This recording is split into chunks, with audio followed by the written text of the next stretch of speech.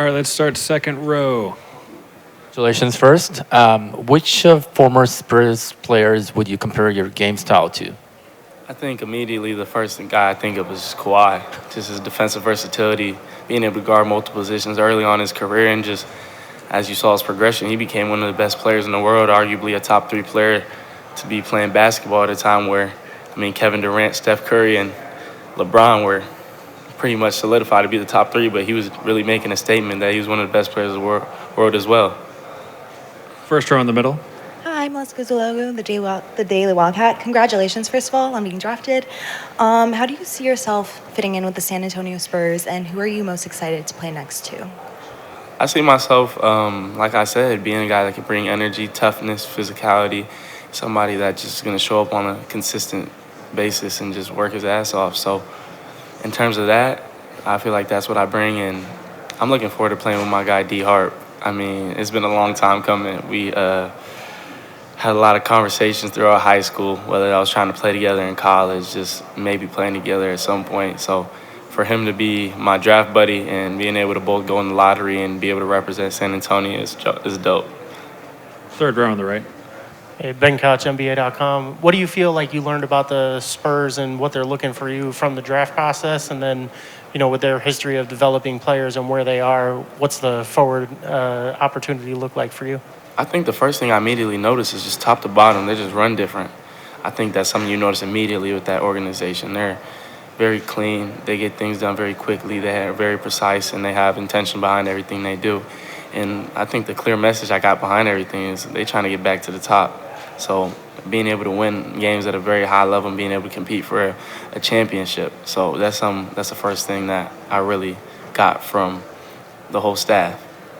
First row here on the left. Hey, Carter, congratulations. Something you mentioned yesterday is that basketball is kind of weird, like a constant striving for perfection. Right. Joining a young team like the Spurs, how do you see that kind of helping you as you guys are all kind of learning this thing together? I think the biggest thing is there's so many guys on this team, obviously with myself and Dylan, but along with obviously Wemby and Steph Castle and D Fox and Harrison and all these guys. There's so much room for growth for this team, and I think you're going to look up and we could definitely be one of those dynasties that you look back on and you're going to be like, man, this is a hell of a team. First row here on the left. I'm first of all, I'm just wondering if you know how much this makes Sean Elliott's day, having another Arizona Wildcat around. Yeah. And then just also, how did you and Dylan meet? Oh, wow. Dylan and I actually met playing AU tournament. We played the New York Rens, and I'll never forget, he was killing us. And, I was the biggest dude on our team, so Coach had me guarding the 5-man. I was like, Coach, I promise you I can stop him. And I remember he came and walked over the bench, and he was like, I promise you can't stop me. So it kind of being a full circle moment for us to be on the same team now. I love that dude. He's a great dude, great family. His father's always been great to me, always provided me with great I don't even know the word I was looking for, but along with his mother, there's a great people, great family. Last row on the left. Carter, congratulations. Adeshina Quickie, a lot of sports talk. We talked yesterday about uplifting and highlighting the deaf community, knowing yourself, knowing sign language, and your mom being deaf as well, being deaf. Now that you are a professional player officially, how do you see your role either changing or growing in terms of highlighting the deaf community? And do you see a lot of those people in the community who are NBA fans now being Spurs fans? No, definitely. I think I just want to bring more attention to whatever organization I was blessed to be drafted by. But obviously, San Antonio just has a rich history of having a lot of intention behind everything they do. But I don't think my mentality towards it changes in terms of the deaf community. It's something that's always going to be important to me and always has been important to me. But, I had my family, the Valencia Vescupiacs, up in the crowd, and I saw them when I was going to do my interviews, and I looked up and they were all up there signing I love you. So I'm more than grateful for them and just everything they've taught me. First row here on the left. Yeah, I had a chance to talk to several players yesterday about the idea of playing next to Victor Wembanyama. What is it that excites you most about playing with a guy with his skill set, his size, his range? I'm gonna just start off defensively because that's what I love to do.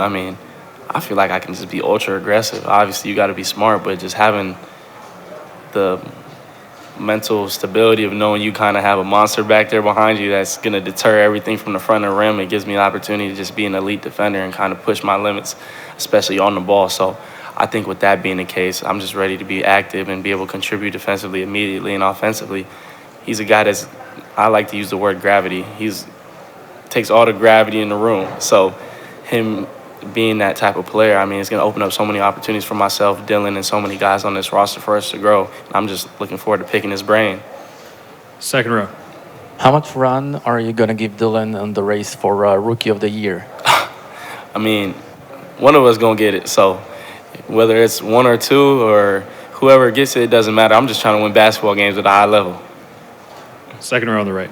Carter, not the most important thing in the entire world, but you did rock number 9 in college. Yes, sir. You can't rock 9 on the Spurs. It's retired Yep. by, obviously, the legend Tony Parker. Yes, sir. What number are you going to rock?